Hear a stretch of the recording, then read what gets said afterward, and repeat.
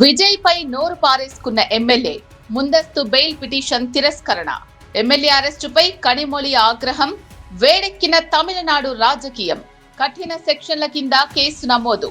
గంటల వ్యవధిలోనే డీఎంకే నేత అరెస్ట్.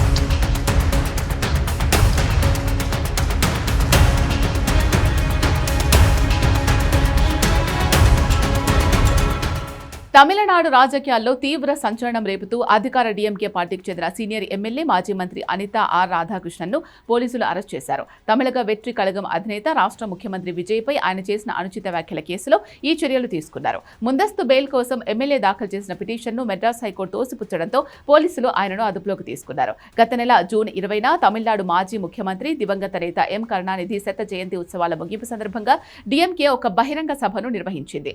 ఈ కార్యక్రమంలో మాట్లాడిన అనిత రాధాకృష్ణన్ సీఎం విజయ్ ని లక్ష్యంగా చేసుకుని విమర్శలు గుప్పించారు.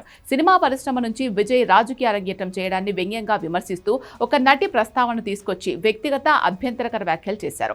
ఈ వ్యాఖ్యలపై సీఎం విజయ్ నేతృత్వంలోని టీవీకే పార్టీ శ్రేణులు అభిమానులు తీవ్ర ఆగ్రహాన్ని వ్యక్తం చేశారు. రాధాకృష్ణన్ పై రాష్ట్ర వ్యాప్తంగా పలు పోలీస్ స్టేషన్స్ లో ఫిర్యాదులు అందడంతో పోలీసులు ఆయనపై కఠిన సెక్షన్ల కింద కేసు నమోదు చేశారు. కేసు నమోదు కావడంతో అరెస్టు భయంతో ఎమ్మెల్యే అనిత రాధాకృష్ణన్ మద్రాస్ హైకోర్టులో ముందస్తు బెయిల్ పిటిషన్ దాఖలు చేశారు. అయితే బాధ్యతాయుతమైన పదవిలో ఉండి ముఖ్యమంత్రిపై ఇలాంటి దిగజారుడు వ్యాఖ్యలు చేయడం సరికాదని న్యాయస్థానం అభిప్రాయపడింది. శుక్రవారం నాడు ఈ బెయిల్ పిటిషన్ను కోర్టు కొట్టివేయడంతో గంటల వ్యవధిలోనే పోలీసులు ఆయనను అరెస్ట్ చేశారు. ఈ అరెస్టుపై డీఎంకే అధిష్టానం తీవ్రంగా స్పందించింది. డీఎంకే సీనియర్ నేత ఎంపీ కనిమొళి ఈ చర్యను తీవ్రంగా ఖండించారు. రాష్ట్రంలో ప్రతిపక్షాల గొంతు నొక్కేందుకు భయభ్రాంతులకు గురి చేసేందుకే ప్రభుత్వం ఇలాంటి అణచివేత చర్యలకు పాల్పడుతోందని ఆమె ఆరోపించారు.